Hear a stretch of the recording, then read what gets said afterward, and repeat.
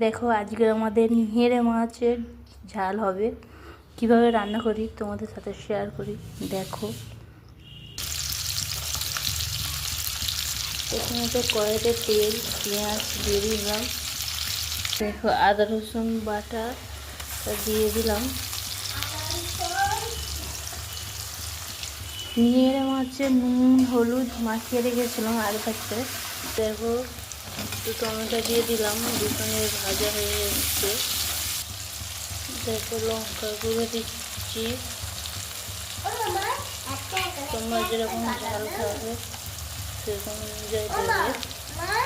হ্যাঁ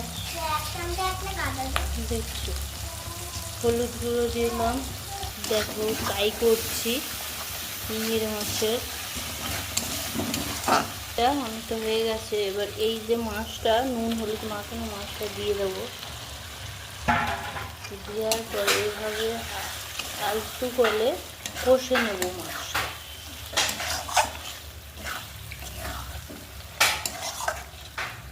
একটু ঢাকা দিয়ে দেবো যাতে একটু ফোটে।